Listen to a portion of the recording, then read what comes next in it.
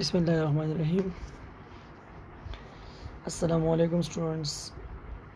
How are you all? I hope you will be doing good. I am Fawad Ahmed, your science teacher.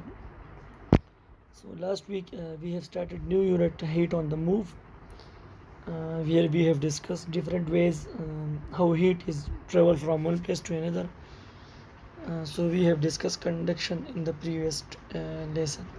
Now we will move on, and today our topic is convection. It is just a overview of previous topic.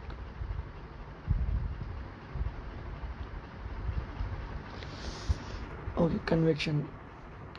If air is heated, it expands, its particles spread out, and it rises. Cooler, heavier air moves in to take its place. If you place your hand a little way above a hot radiator, you can feel the warm air rising. If you tie some strips of tissue paper around the end of a short stick and hold it above the radiator, the rise air current will make the strips of paper move. As it moves along the ceiling, the warm air cools and sinks, and the cold air moves around the floor towards the hot radiator.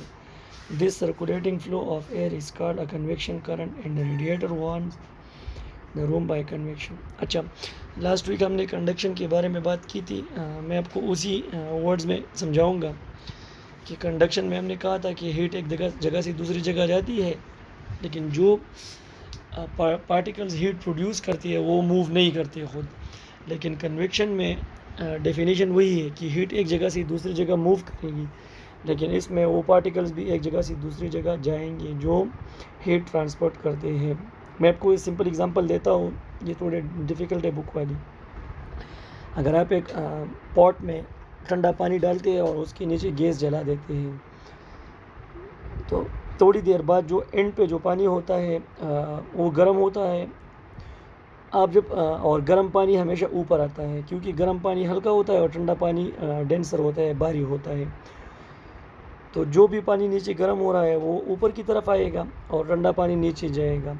तो इससे एक circle बनेगा, and this circle is called convection current. Same example हम घर में लेते हैं कि कमरे में हम विंडो और वेंटिलेटर क्यों यूज़ करते हैं. वेंटिलेटर हम ऊपर लगाते हैं, विंडो नीचे लगाते हैं. तो विंडो में ठंडी हवा आती है और वेंटिलेटर में गर्म हवा जो हल्की होती है वो बाहर जाती है. तो इट मीन्स कि जो पार्टिकल्स हीट ट्रांसफ़र कर रहे थे वो खुद एक जगह से दूसरी जगह मूव कर देते हैं. Convection current and weather. Convection current also have a part to play in the weather, as wind is air on the move. During the day, the sun warms up the land more quickly than the sea.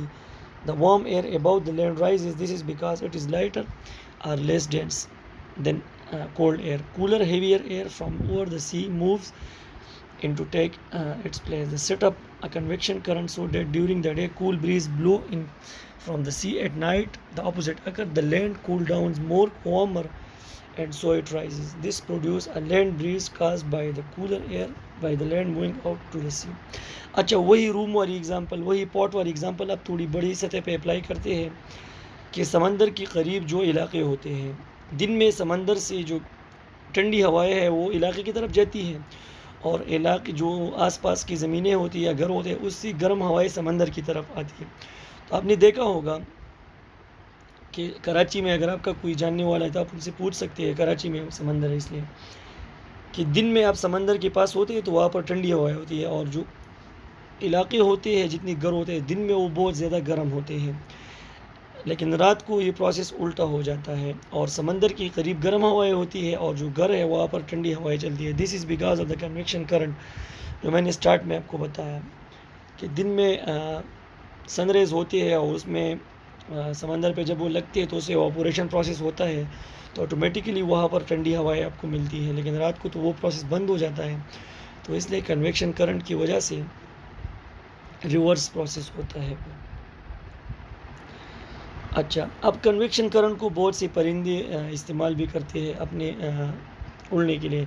Some bird make use of convection current when they fly. Eagle, storks and pelicans will use the rising convection current called thermals to enable them to soar with very little effort when they are migrating or hunting. Many eagles, hawks, buzzards and vultures use thermals when they soar in search of food. Soaring birds also have large and broad wings. Glider use thermals to allow them to stay in the air. An aeroplane or winch tows the glider into the air. The glider pilot then use thermals to help the aircraft to rise and stay up in the air. Eagle use thermal to allow them to soar effortlessly when they are hunting or migrating. अच्छा, अब convection current के और क्या फ़ायदे हैं? मैंने आपसे अभी कहा कि जो गर्म हवा होती है वो ऊपर की तरफ जाती है, उसे थर्मल कहते हैं। हमारे एटमॉस्फेयर में जो टॉप लेयर है हवा का ऊपर, काफ़ी ऊपर, वो गर्म है, उसको थर्मल्स कहते हैं। तो ये परिंदे घंटों दिनों तक हवा में उड़ते रहते हैं, तो ये तो अपनी पर नहीं हिलाते, लेकिन ये उन थर्मल्स पे चढ़ जाती है जो गर्म हवा के झोंके होते हैं ऊपर। तो उसकी वजह से ये हवा में रहती है, लेकिन उसमें इनकी कोई एफर्ट नहीं लगती, क्योंकि उन्होंने अपने विंग्स फैलाए होते हैं और थर्मल्स की वजह से ये मूव करते हैं। ग्लाइडर भी आपने देखा होगा, जिसमें छोटा इंजन होता है, छोटा सा जो एरोप्लेन होता है, आपने देखा होगा पहाड़ों से जंप लगाती है जिस पे मैनुअली, तो उसको अगर आपने देखा होगा वो भी थर्मल्स को यूज़ करता है, जिससे उसकी एनर्जी एफिशिएंसी कम हो जाती है।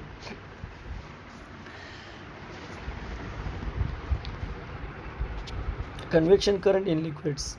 Convection current also occur in water or other liquid. The water in a pan or a fire gas ring or hot plate is heated all through, even though the heat is only applied at the bottom. This is because water circulates in the pan because of convection. The water near to the base of the pan become warm and expand. This water is less dense and so it rises. Cooler water sinks to take its place. This water movement continues until all the water is at the same temperature. Start में मैंने आपको ये example दी थी, वही example यहाँ पर repeat हो रहा है कि जैसे ही हम एक पॉट में ठंडा पानी डालते हैं तो थोड़ी देर बाद उसका टॉप लेयर गर्म हो जाता है, फिर दरमियान में गर्म हो जाता है, फिर थोड़ी देर बाद पूरी पानी का टेम्परेचर एक जैसा हो जाता है कन्वेक्शन करंट की वजह से, क्योंकि इर्द गिर्द ये करंट्स घूमते रहते हैं और गर्म पानी ऊपर आ जाता है और ठंडा पानी नीचे जा रहा होता है। Heating and cooling with convection currents. The domestic hot water system is another example of the use of convection current. In a simple system, water that has been heated in a boiler rises into a storage tank, while cold water from a tank in the roof flows down to the boiler to be heated. The hot water taps are fed by the gravity from the storage tank. A central heating system works on the number of radiators have to fed with hot water. A pump often helps the natural convection current to circulate the hot water.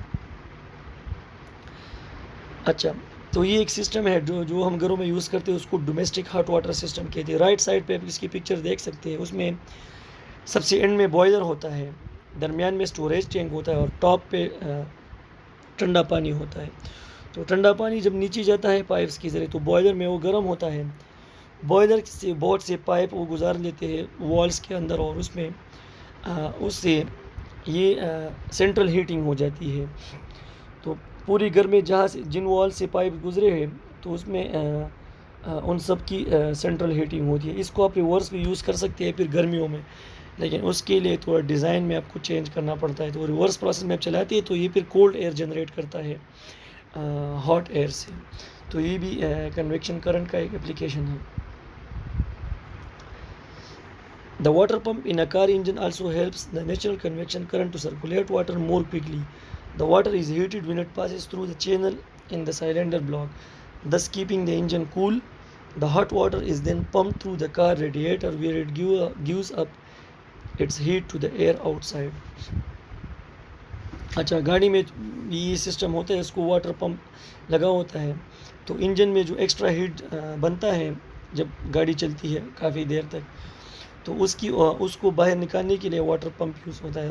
आपने radiator का नाम सुना होगा, गाड़ी में जो radiator होता है तो उसमें भी साइलेंड्रिकल ब्लॉक होता है, बहुत से चैनल्स होते हैं जो इंजन को कूल रखते हैं और उससे जो एक्स्ट्रा हीट होती है उससे वो पानी गर्म होता है टाइम के साथ। तो हम फिर गाड़ी में एक्स्ट्रा पानी डालते हैं, 1-2 दिन बाद हम चेक करते हैं, जब उसका पानी का लेवल कम होता है तो उसमें हम और पानी ऐड करते हैं। ये पानी उसमें सर्कुलेट होता है पाइप्स में बार बार, जिससे इंजन कूल रहता है। ओशन करंट्स, इसको ओशेनिक करंट्स भी कहते हैं दूसरे वर्ड्स में। The water of the ocean and seas are constantly moving as well as the waves and tides. Ocean water flows around the earth in great rivers called currents. Currents on the ocean surface are driven by the winds that travel in more or less the same direction that the wind blow most often. अच्छा, समंदर में भी जो हमने convection currents की बात की, इस तरह की करंट्स बनती है उसको ओशियनिक करंट्स कहते हैं, और ये कंटिन्यूसली मूव करते हैं। टाइड्स के साथ जो वेव्स होते हैं उसमें एक जगह से दूसरी जगह पे ये मूव करते हैं ओशंस के साथ, लेकिन इसका इन्हिसार हवाओं पे होता है कि हवाओं का डायरेक्शन किस साइड पे। आप ये मैप देख सकते हैं नीचे, इसमें एरोस शो किए हुए हैं कि जो एशिया से कौन सा पानी किस साइड पे जा रहा है, यूरोप से या ऑस्ट्रेलिया से, या कौन से कॉन्टिनेंट से कौन सा पानी ओशियनिक करंट के ज़रिए किस साइड पे जा रहा है। तो इसमें ये शो किया हुआ है, ये डायग्राम बुक में है। There are also currents that flows from the surface down toward the sea floor and down along the ocean bottom. The current flows because some parts of the map shows some of the main ocean currents are colder than other, while other are saltier than other. Cold salty water is denser than warm fresh water, so it sink. Once the water warm up or gets diluted with less salty water, it will rise back to the surface. अच्छा, जो ठंडा पानी होता है और ज़्यादा नमकीन होता है तो वो नीचे, वो डेंस होता है और वो भारी होता है, तो वो समंदर में नीचे की तरफ जाता है। और जो साल्टी दूसरा पानी है जिसमें साल्ट की मकदार ज़्यादा है और वो गर्म है, तो वो ऊपर की तरफ आता है। ये भी कन्वेक्शन करंट की तरह होता है और उसमें ये सर्कल्स बनते हैं। तो कोल्ड साल्टी वाटर नीचे की तरफ जाता है और जो वार्म वाटर होता है वो ऊपर की तरफ आता है। अच्छा, what is ocean current and how convection occurs in liquid. So ये आपका असाइनमेंट है स्टूडेंट्स। आई होप आप लोगों ने पिछले असाइनमेंट भी किए होंगे। Thank you.